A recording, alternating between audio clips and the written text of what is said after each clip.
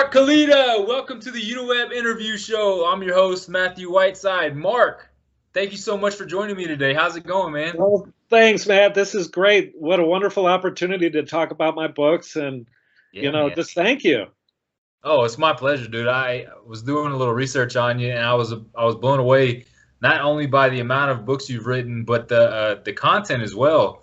Starting with Jesus Fallacy, one of your more recent published books, correct? Yeah. Awesome. And so tell me about this book. What kind of inspired you to write it? What's it about? Well, the body of my work has been trying to help people understand maybe some spiritual ways to live other than what you see around us. Just a change in the world. If I can change the world 1% towards light, I'll be happy. And through my books, Jesus Fallacy is really a compilation of all of them. I've taken the analogy of angels as aliens and kind of did a mashup with ancient history and future technology. Wow. I mean, yeah, it's kind of cool. It is. And what inspires you to write that that style, I suppose, or what was it that brought you to this point of like, I want to investigate history and text and try to help people spiritually? Well, it's really been a lifelong thing. I've been interested in ancient texts, ancient writings. I've read as much as I could, from Hindu Vedas to Zoroastrian texts, and the original writing of Mesopotamia. The Vedas were written in a language that is so old. And it mirrors Mesopotamia. So some of our earliest stories are from those, the written language. And I'm a writer, so I've looked back at the stories, the original stories that were told, and I, bring them forward into something that we can understand. Science fiction is the way to go. People understand aliens, they understand terraforming, and from Jesus Fallacy, what I found is a whole number of different worlds where you can explore spiritual understandings or experiences and deeper thoughts. So I've taken this and I'm developing something called the Ascension Stages, where I take people to different realms within the universe to explore light and darkness and love and hate and all the various things in between.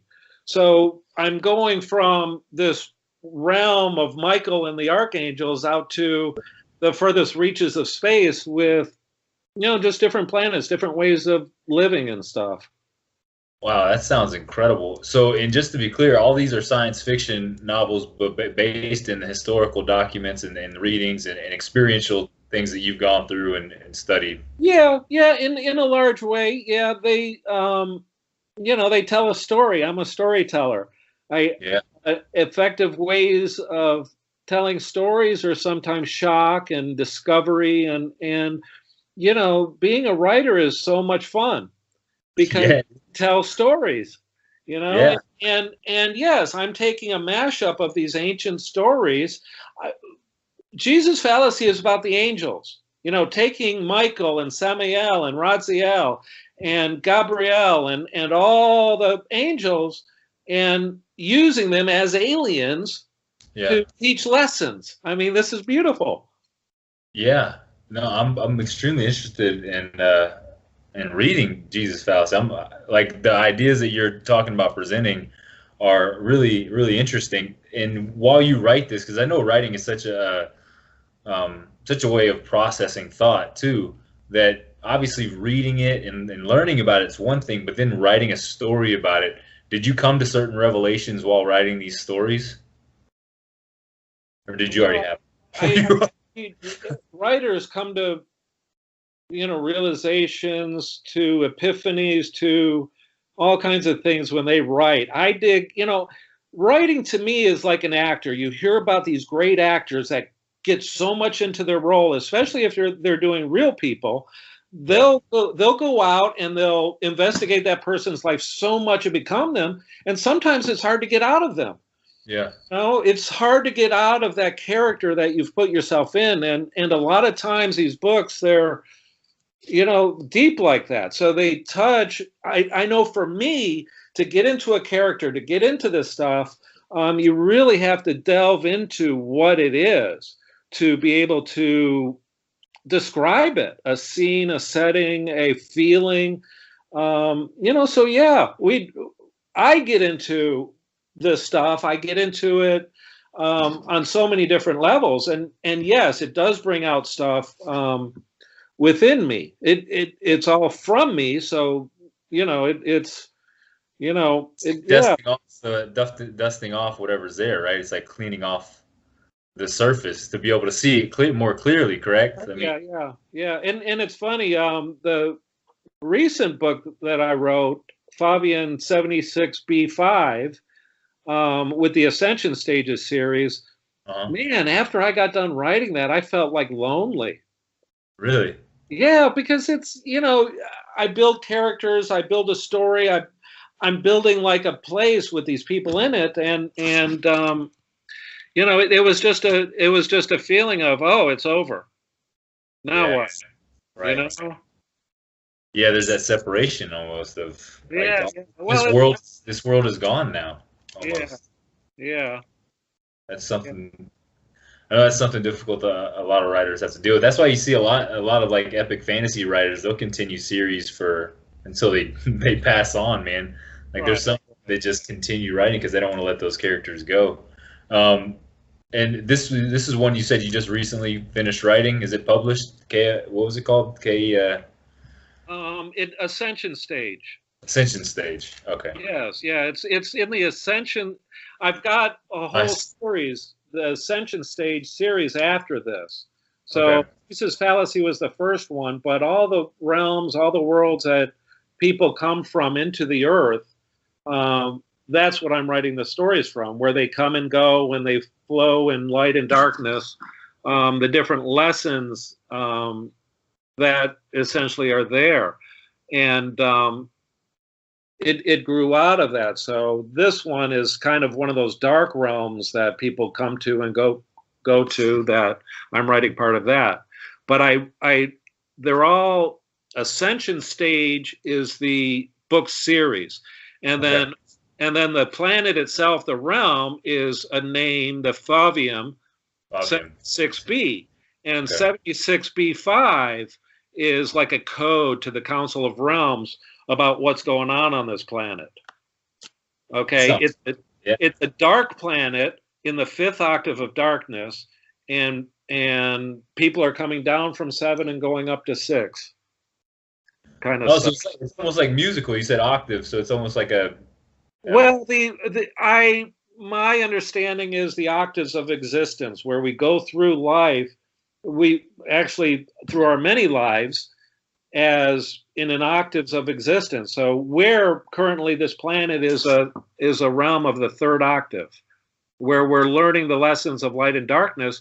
So both light and darkness can be in this realm. Okay.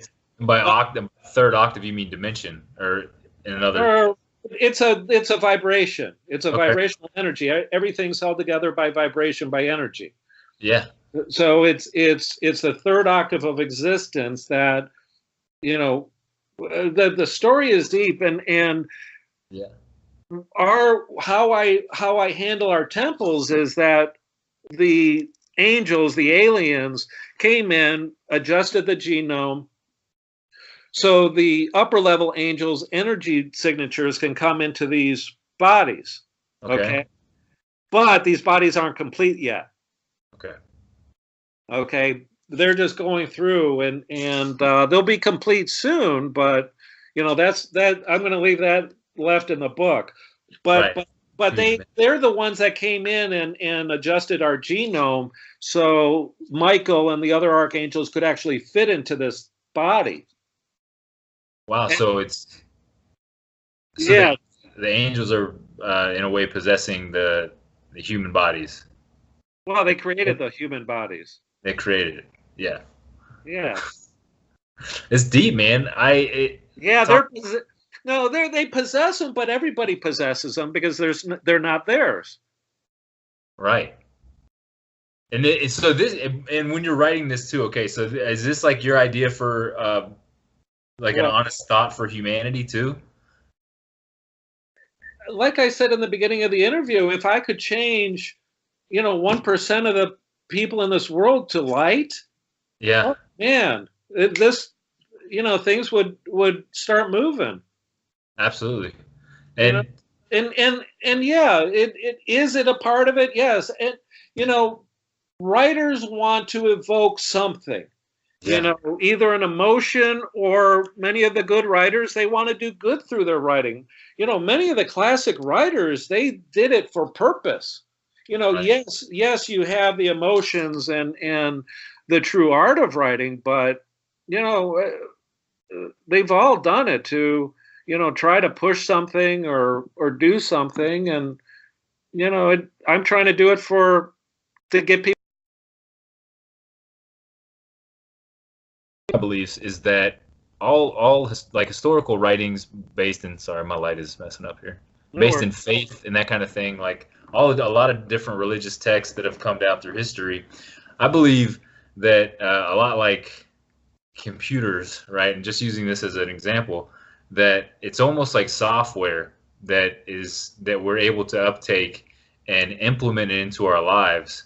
And each new writing, like, well, when we write something, it can help evolve the human mind, the human spirit to a new level. And like you talk about ascension and moving to different planets and this kind of thing, and being possessed by the angels, being created by the angels, it gets me in that mindset of, all right, these texts were here to show us the way, and it's our job to take those principles, put them into practice, and continue to evolve as people and create our own text to the next stage of life almost. And I know you've also written seven paths about the Buddha and all that kind of stuff, correct? The Bodhi, sorry. yeah.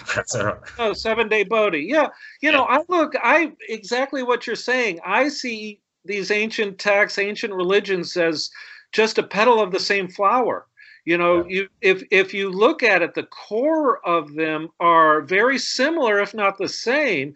But in the Vedas, in the stories of the Mahabharata and the Bhagavad Gita, those Mm-hmm. things, as they were handed down throughout history, the different writers that would pen them would put their names on it.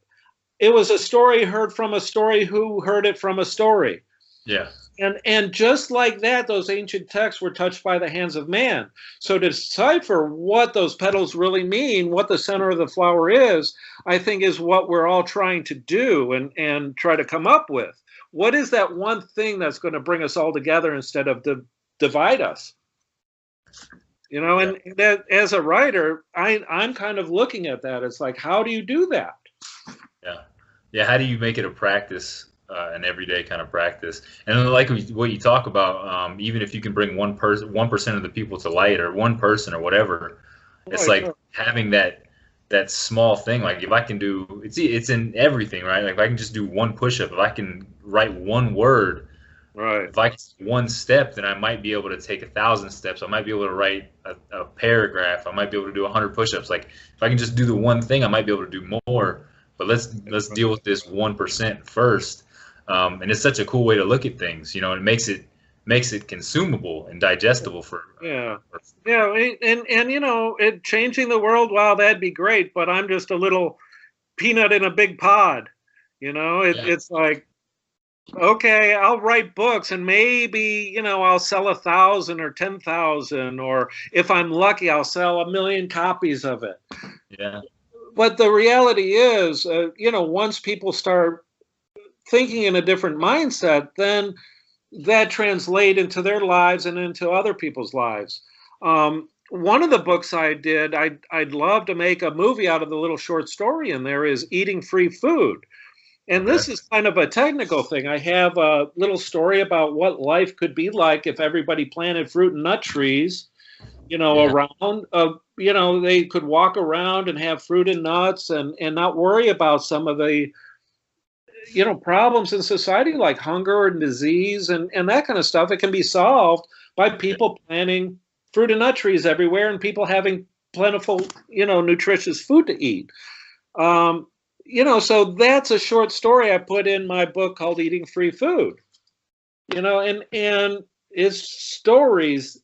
If somebody thinks the thought, and you can put it in their head that, yes, this would be a good idea if we could change the world to that garden that was originally intended for us and plant fruit and nut trees.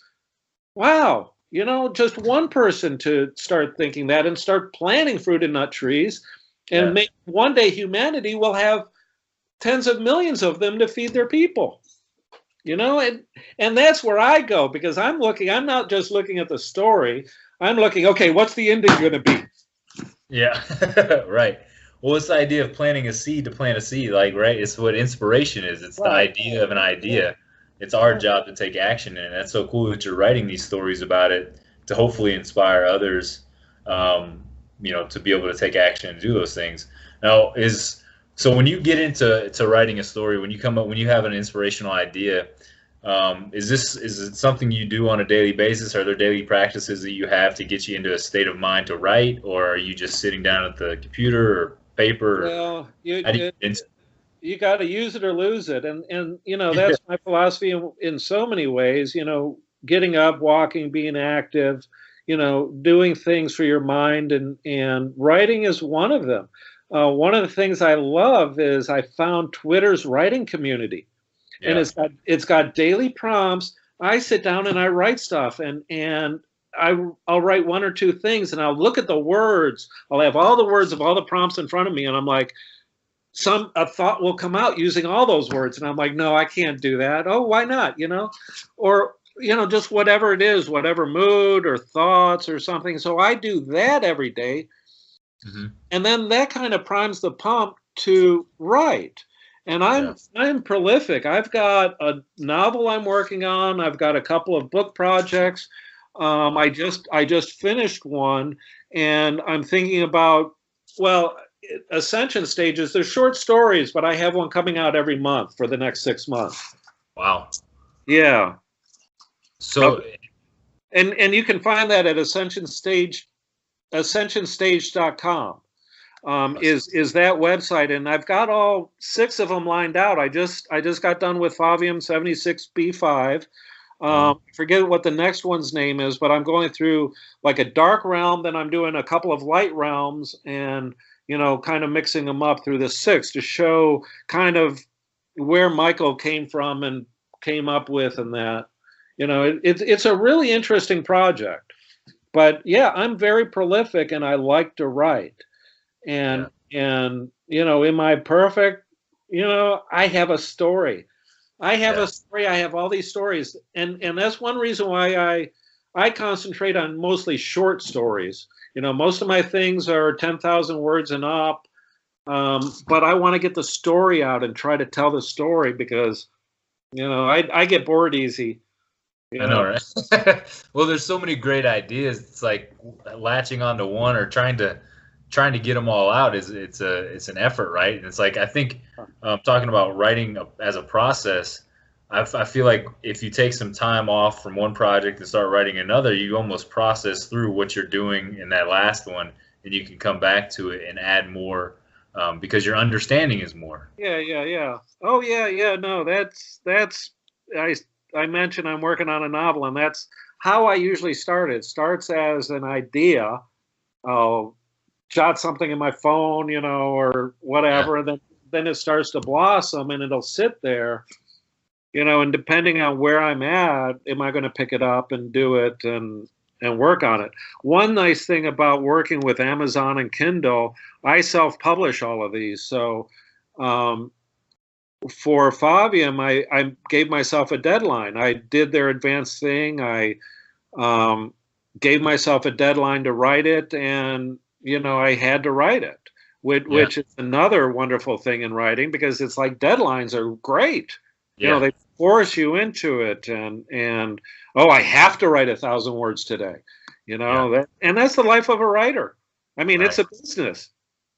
You got to treat it like a business. You can let the emotions and everything get into it in the way of it, but hey, it's a business, and I write. I love to write, and to be able to say that and make it a business. And, it's not a great business right now, but You never know. Well, yeah, and it'll never become a great business if we don't write.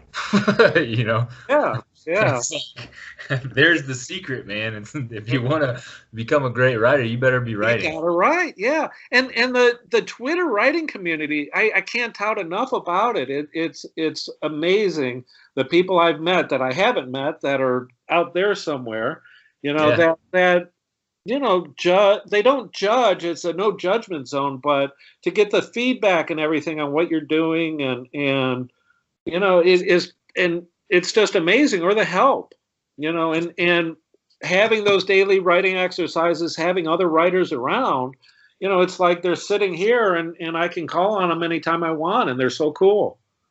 But yeah, that's really helped me to really just, hey, I'm a writer. yeah.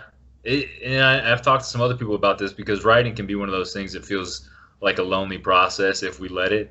Because obviously we're sitting by ourselves writing. Yeah, But like you said, if it really is like there's people all around us, wanting to help because they're in the same process of, God, I know I exactly. need to write, I need to get something out, and we can reach out to them at any point. And I have found that everybody's been so helpful because they're in the same stages of these things as we are. Yeah, And yeah.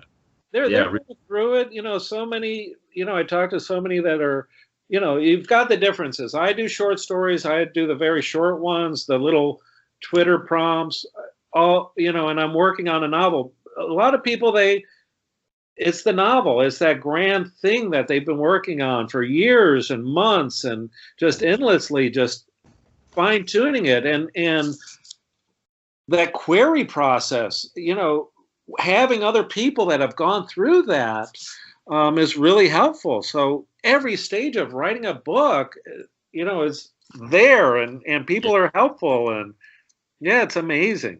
it is. Yeah, because I remember when I first wrote my first book and my second book. Um, you talk about having a council too, a council of realms. I had a council of 10 in my book, and it's based off the 10 dimensions Okay, okay. proposed in the super string theory. So when you were talking about the fifth octave and moving from different realms and that kind of thing, it kind of hit me. I was like, oh, that kind of sounds similar to what I was trying to touch on as well.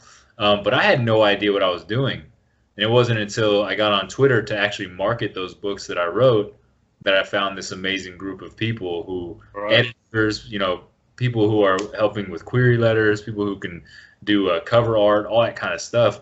Do you have people that you've worked with through Twitter, or did you find freelancers to do your cover art and stuff like that? As I'm looking at it now, and the cover art looks fantastic. Is that something you did yourself? Oh no, I'm a graphic designer. I've got a fine arts degree.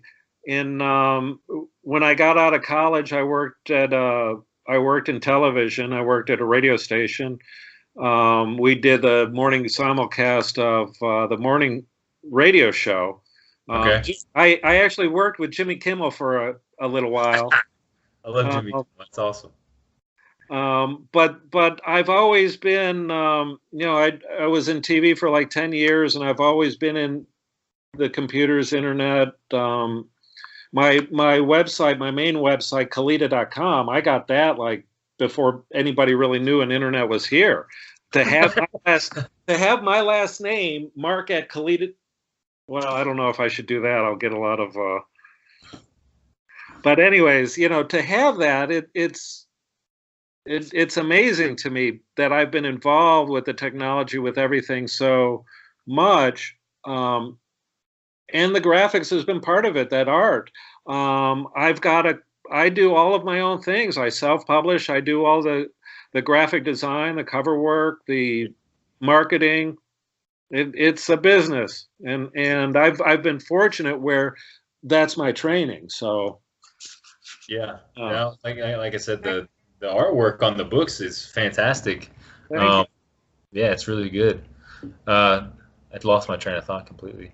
Kalita, You were telling me how nice the artwork is on the books. it is great. Yeah, I was gonna. The back of it, I've got, it's a book, so it's like, yeah, if I didn't know how to do this stuff, I'd have somebody else do it, but I'm an artist. Yeah. first and foremost, words are an art form to me.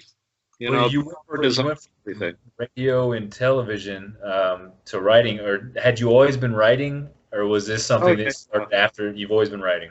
Oh no, I've through high school I've got, my little folders with my, you know, writings and stuff, and then I got into TV. I started doing scripts and thinking, more in a TV sense of things. But the actual writing, the books, I've been doing it for maybe 10 years off and on, and really just started with really with Jesus Fallacy and some of these later ones. I said I'm a writer. I need to do this stuff, and but I've been writing for a long time. Yeah. The first book of that's on my website came out in like 2009. Okay. That really started all of this for me, and it's been kind of on and off. And then I'm like, I got to write. These are some great stories. If I can get them out there, and I can do something with them, hopefully. Is there one that you're? I feel like books, when we write books, they're like children. At least for me. Is there one that you're more proud of, or one that like you feel extremely confident in than the others because you've written a lot? Well, they all tell a story, and they're all different. I mean, to say that they're all my babies, Oh, Um, I know. I love so, asking that question. yeah, some of the things I found in my earlier works, you mentioned the 7-day Bodhi, looking at the ancient texts and different things. But really, Jesus Fallacy has brought it all together in the Ascension Stage series that I'm doing is it's so rich. It's allowing me to go into different genres to investigate dystopian worlds and romance settings and fantasy and all kinds of different things that you know so many times in writing we stick to one genre and we do it. This, I'm like, wow, I get to write all kinds of different ways Yeah. and styles and explore the different worlds. So really it's all grown to here, and this is where it's at. I Yeah. love it. I'm loving the community, this project, Jesus Fallacy, and it's where it's going this summer with the Ascension Stage is going to be phenomenal. Let me ask you this in terms of, I mean, because we are talking about it being as a business and everything. What have you found been the most productive for you in terms of marketing your work?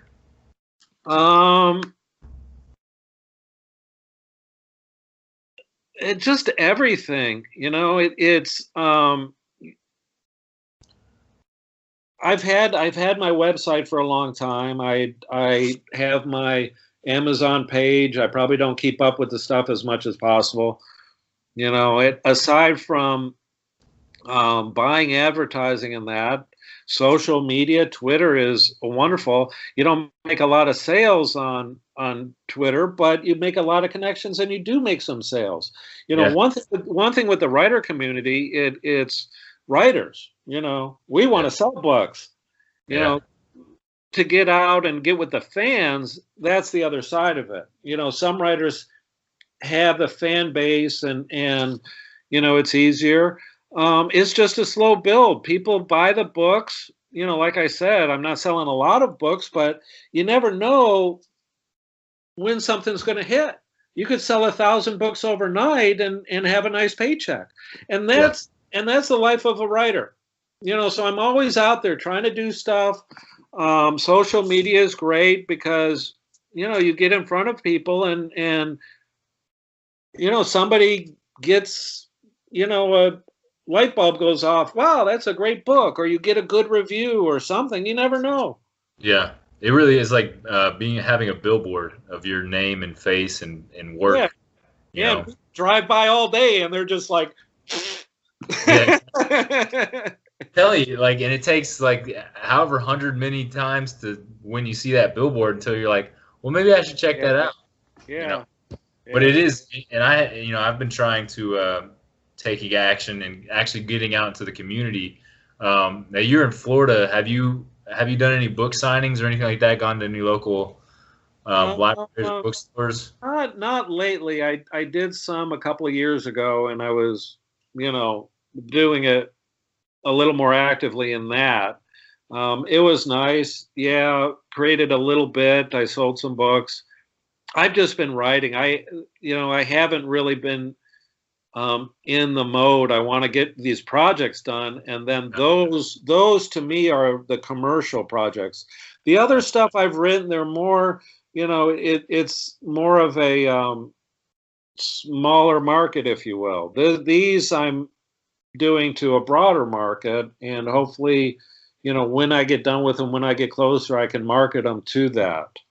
Okay. If that makes any sense, because the spiritual ones, yeah, they're good. I've marketed them a little bit, but it's a spiritual thing, it's a little harder sell versus a science fiction novel or series or something like that. Yeah. Right. Yeah. The niche is a little bit harder to get into, I suppose. Yeah, Well, you talked about, I mean, in the community you're at, you obviously well loved. You talked to me about what they've done for you in Florida. I won't mention it necessarily, but yeah, so obviously you're pretty well liked down there, which is a great thing. And I do understand because I was talking to somebody else about this, and there's multiple groups that say if you write 20 books as a self-published author on Amazon, write 20 books, you can be making $50,000 a year as a writer on Amazon, writing 20 books, releasing them within 90 days of each other, that kind of thing. yeah, Yeah, and because it just keeps your name populated in the right, algorithm, and you're using technology to the best of our ability, and right. trying to figure out that kind of thing. Is that what you're working towards doing by promoting them that way? Well, Or, that's part of it. Releasing, doing them in short stories, releasing them every month. I mean, the Twitter sphere, the web, the news media, traditional news is all about the moment. It's all about the now. People yeah. fade away, our 15-minute society. Oh yeah. So yeah, you've always got to be doing something, and that's again why Ascension Stage, why I've structured it the way I have. New book coming out every 6 months. I have something to talk about. I have something to put out there. Each one, Amazon has a great function of being able to pre-sell it. So my next one, I haven't done it yet. I'm going to do it. So it'll drop the April 1st, or wait, Okay. or something like that. So at the beginning of the month there'll be a new book. I just released the one at the end of February.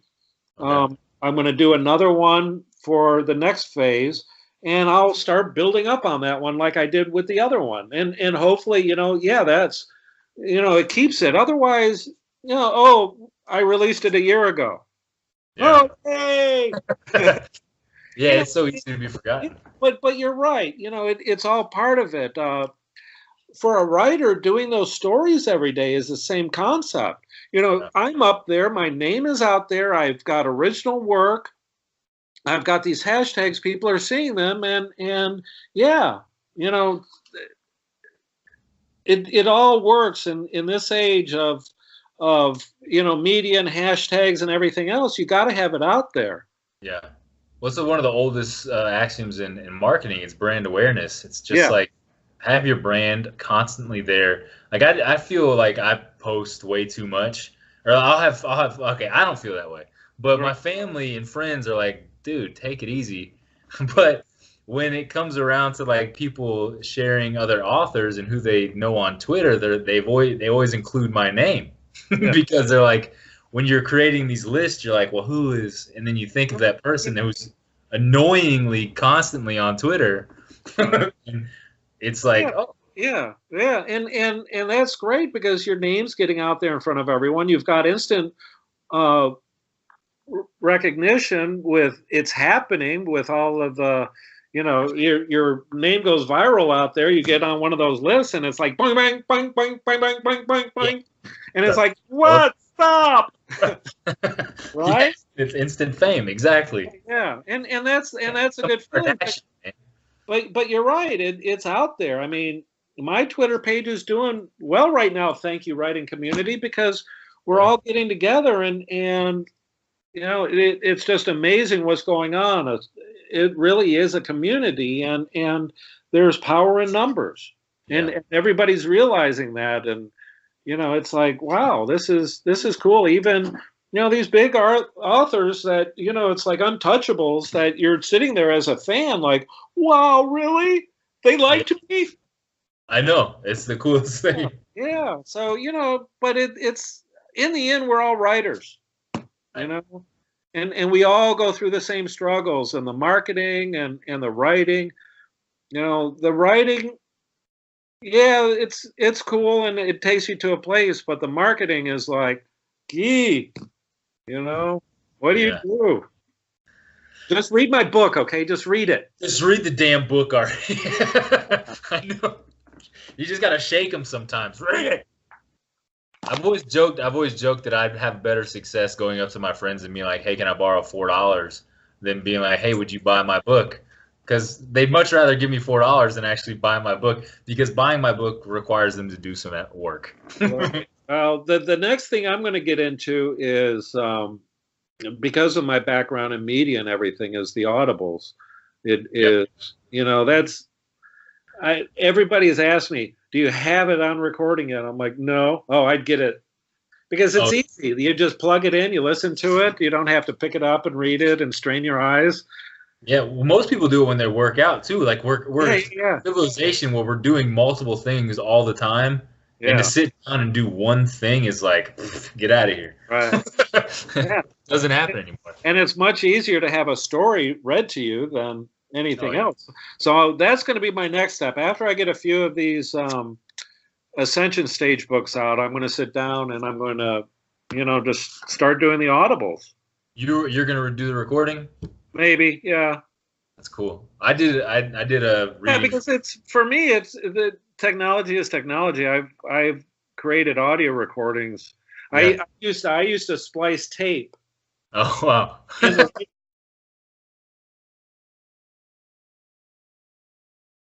For video. Oh my God. I'm probably dating myself here, but well, you must love it now. It's so much easier, right? Yeah. It's just different. It's still the same. It's like writing, writing. I've got a favorite laptop that I bought for $150, and it's technology. It's all the same. I'm still writing, One thing I like is getting the phone and doing an audio note. I just hit it. It's like a thought. It's like, oh yeah, it generally misspells it, but I've got it down in there somewhere. Yeah. You go back and try to read it, like, what was I talking about frogs for? I don't understand. Yeah. That's so true. Yesterday, you're like, delete, whatever. Yeah, that was nonsense. That's cool that you're able to do that, though. And talking about the Audible thing, that's one avenue I tried to go down, too, because, like, if nobody's reading my book, I'm just going to read the damn thing to you. Yeah. It's like, just listen. It's good. It's just another avenue. But talking about technology, I wanted to ask you this because talking the Ascension stage, what you're writing about, I feel like it's all about transcendence in a way, right? And well, at least the way I'm taking it. I haven't read the books, so I'm going to read them because it sounds extremely interesting. What is your take on AI, right? Forms of technology, and what's known as like the singularity, where humans become integrated with technology? Do you have any thoughts?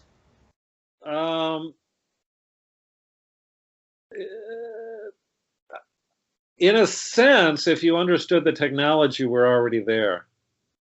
Yeah, we're doing it right now, right? If you understand the technology, that's why Matrix of One, when I wrote it, in the Jesus fallacy, I kind of talk about that, where we are again, the angels and the alien race have developed us. If you look at us, we're nothing but a machine to them, holding the higher intelligence. Now, what is this higher intelligence that this machine is holding?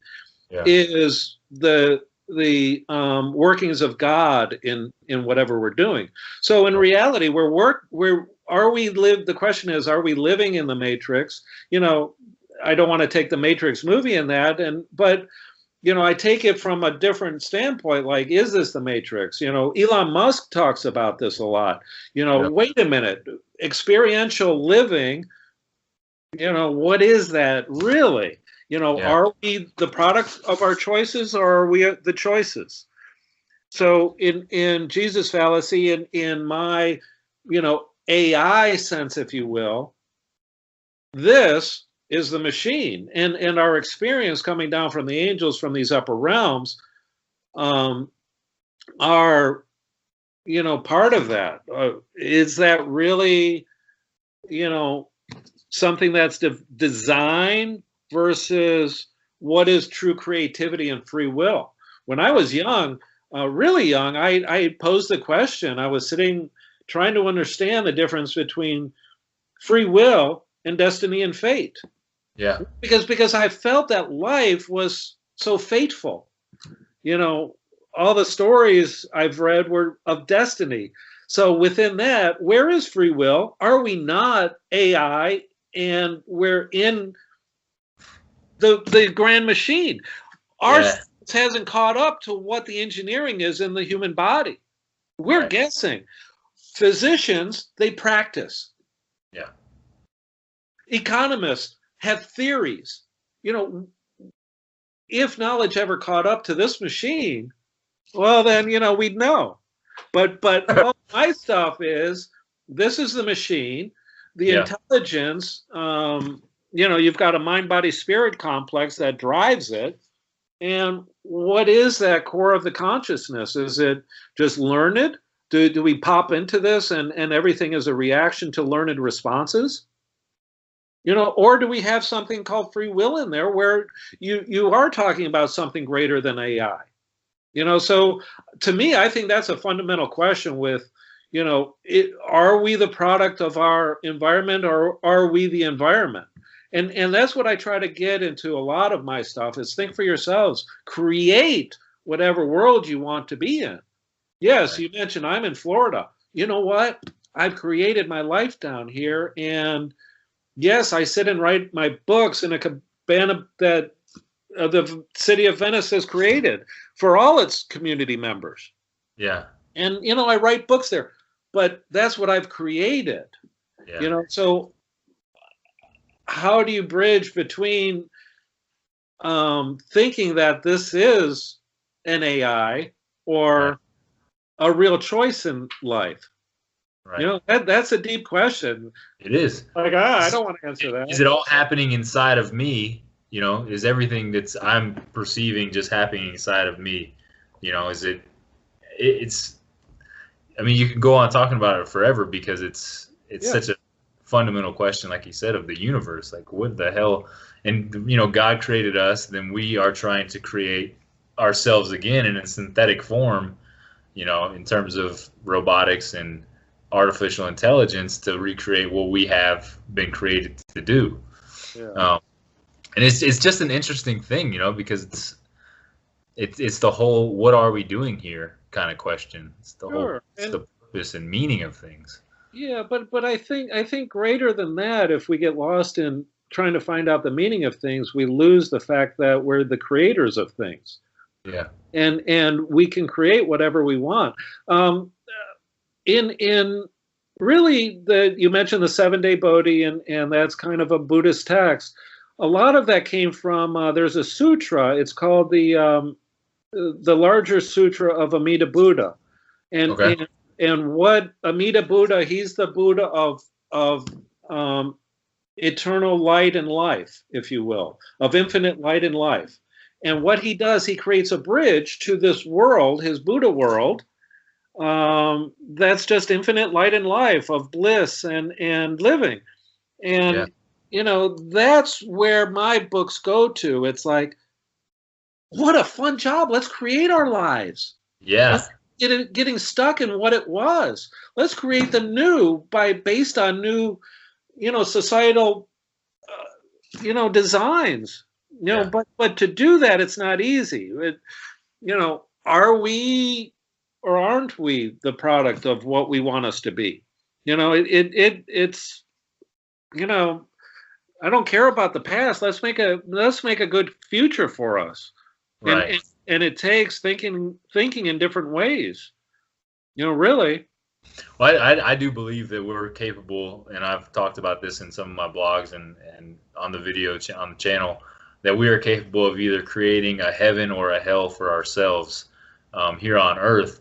And this actually happened with a billboard. And I talked about billboards and like seeing them, and it takes 100+ times. It was on a billboard. It said heaven or hell. Which one? Or where are you going? Do you know where you're going? Yeah. And it took like 100+ times because I passed it all the time for me to finally realize, well, if my life is miserable right now and I see everything as hell and terrible, why would I get a chance to live in an eternal paradise? And same thing with heaven. Like if everything I see now is great and fantastic and I love my life, why would I then be placed in a hell, an eternal hell? It's like if I'm choosing love, life, happiness, light, all these things, where I am in my conscious state of mind, so to speak, why would I then have to worry about being placed in a hellscape or whatever? But I have this opportunity while I'm here to choose whatever I believe in heaven is embodied by, whatever I believe hell is embodied by, right? It's like we have these choices. You talk about free will.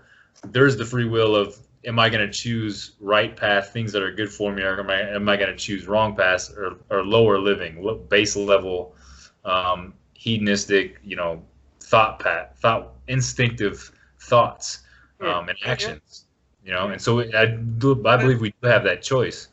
Again, these, in a sense, we're all writers. Even people that have never picked up a pen and paper, they create stories for their lives all the time, and we live in those stories. And to understand those stories, very simply, just change the words of the stories, and you're going to change your life. Yeah. Yeah, and it that seems simplistic, but that's the reality of who we are. And that's what I mentioned earlier. We're the creators. Change the words if you don't like the story. I posted something about that a little while ago on my Twitter feed. Because it's I'm just a storyteller. If you don't like what I write, if you have offense to it or whatever, you're sad about your life, change the words. Because it's really easy to, what you're saying is you create the heaven or hell for yourself. Yeah. Quite simply, yes. I'm a firm believer in that our days, our moments, are precious, and why squander them? Create them and look forward to what moments you want to create. If you want to place yourself in a hell and whatever that is, that's your choice, but I prefer, this. Yeah, it's much nicer, right? Well, yeah, on a different level. Yeah, it's much nicer. Where are you at? I'm in Atlanta, Georgia. Oh, so you're not too bad. It's cool and rainy today? Yeah, it started raining earlier today. It's not bad. It's finally started to heat up a little bit, which is nice. And the rain stopped for a day, so. Yeah, we had rain for a day, and it's nice and sunny out this window. That's all I'm going to. I miss Florida. I was born in St. Pete, and oh, were you? Okay, yeah. I lived in Tampa for 20 years. Oh wow, yeah. I love being down there. I miss Florida. Do you remember Q105? Were you on that radio station? I was too young, probably. I was too young to remember the radio stations. Yeah. Yeah. That's what it was. Q105. Q105. Yeah. What'd you do on the radio station? Were you a personality or? No. I worked for the television, the cable company. We did the Q Zoo Tube. We did a morning simulcast of the Q Morning Zoo, which at the time had like a 20 share in Tampa. It was huge. And Cleveland Wheeler was the DJ, the founder of the zoo. There's zoos all kinds all around the country, and it all came out of Tampa because it was a popular morning news or morning radio format. So we did one of the first simulcasts. I think it's in the Broadcasting Museum in New York, because it was the simulcast of the radio show, a 4-hour simulcast, and we'd sit there and we'd follow him, and we'd have to produce skits to video that they'd do radio. They'd throw a card in, and we'd need something to fill. We'd have to, what are you guys doing tomorrow, man? Don't, we'd throw the tapes in, they'd start, and we'd have like a 5-second delay, and, it's like, or have them on a one-inch machine and try to hit that button. Yeah. That sounds like a good time. It was fun, yeah. Yeah, man. Very cool. So if there's anything you could leave with the writing community, something we don't know about Mark, or something Mark would like to tell everybody, what would it be? Well, just keep going. I mean, the writer community, I'd love it. It's help everybody else too. And that's one thing that I found, is that how I help, I'll help. Or however people help me, I'm willing to give back, pay it forward. There are a lot of great writers out there that are struggling, that write, some beautiful stuff. One of the things I started is Writer's Post. It's another Twitter thing, at Writer's Post. Okay.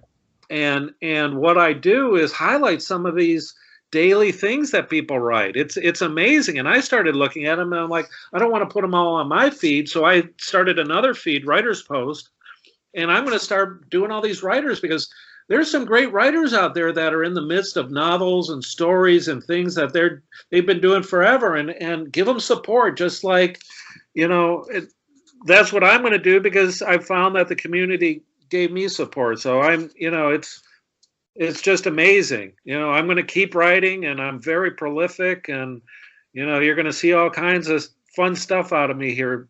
So, well, Mark, I know I look forward to it. I can't wait to start reading, starting with the Jesus Fallacy, right? And yeah, I'm gonna download that book now and start giving it a read. The second one's out, and I've got a third one coming at the end of March. Awesome. So what I'm going to do is I'm going to link everything in the video description below. Kalita.com is the website, and I'll link the description to buy the book on Amazon as well. Very cool. Well, thank you, Mark, Matt. Hey, thank you so much for joining me. I truly appreciate it. And if there's anything I can do for you in the future, just let me know. Okay. Appreciate it. Thank you. All right, brother. Have a great day. You too. Thanks. Thank you guys so much for watching this video. If you would, subscribe to the channel and hit that notification for the bell. UniWeb, we love you, love you, love you. UniWeb.